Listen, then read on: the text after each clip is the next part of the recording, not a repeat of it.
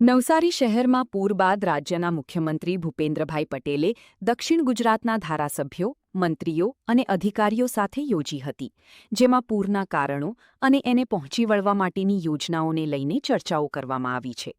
Review બેઠકમાં નવસારી સહિત વલસાડના વિસ્તારોની વિસ્તૃત ચર્ચા અને રજૂઆતો કરવામાં આવી છે. નવસારીની પૂર્ણા નદીમાં તેમજ અંબિકા નદી કિનારે પાળા બનાવવા માટેની યોજના માટે રજૂઆતો કરવામાં આવી છે. પૂર્ણા નદી માટે 300 કરોડની માંગ કરવામાં આવી છે.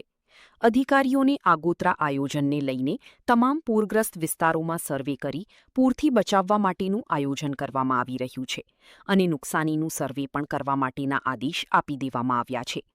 આર&બી અધિકારીઓને રસ્તાઓ અને બાંધકામોની ગુણવત્તા પર વિશેષ ધ્યાન આપવા માટેની સૂચનાઓ આપવામાં આવી છે.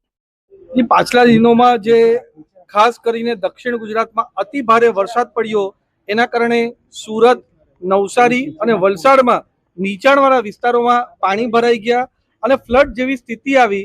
એનું આજે પૂરું રિવ્યુ બેઠક આપણા મુખ્યમંત્રી ભૂપેન્દ્ર પટેલ સાહેબની અધ્યક્ષસ્થાનમાં અને સાથે સાથે આપણા કેન્દ્રીય જલશક્તિ મંત્રી CR પાટીલ સાહેબની સાથે રાખવામાં આવી અને મુખ્યમંત્રીશ્રીએ ખાસ અમને કહ્યું છે કે આનું પૂરું ડિટેલ રિવ્યુ લઈને જેટલું રાહતનું પેકેજ કેટલું ડિક્લેર કરી શકે અને સારામાં સારું વધારેમાં વધારે જેનાથી લોકોને તરત સહાય મળે એ રીતનું આયોજન અમારી રાજ્ય સરકાર કરી રહી છે.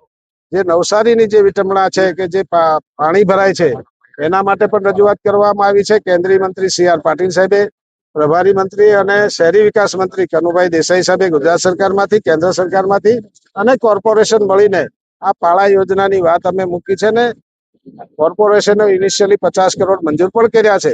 300 કરોડ ઉપરનો ખર્ચો છે. સાથે મળીને બધા કરીશું એવી અહીંયા દરખાસ્ત આપવામાં આવી. શહેરી વિસ્તારની અંદર જે ડ્રેનેજની સમસ્યા છે એમની પણ રજૂઆત કરી છે અને જે જગ્યાએ મારા જિલ્લા અધ્યક્ષ ભુરાભાઈ શાહે કહ્યું છે કે જે ગરીબ લોકોને તકલીફ પડી હોય એનું તાત્કાલિક સર્વે કરીને એમને ઝડપથી સરકારની જે યોજના મુજબ સહાય મળે એના માટે પણ વાત કરી છે ને તંત્ર દ્વારા એને સર્વે કરીને એને રાહત આપવામાં, જે સહાય કરવાની હશે સહાય કરવામાં આવશે.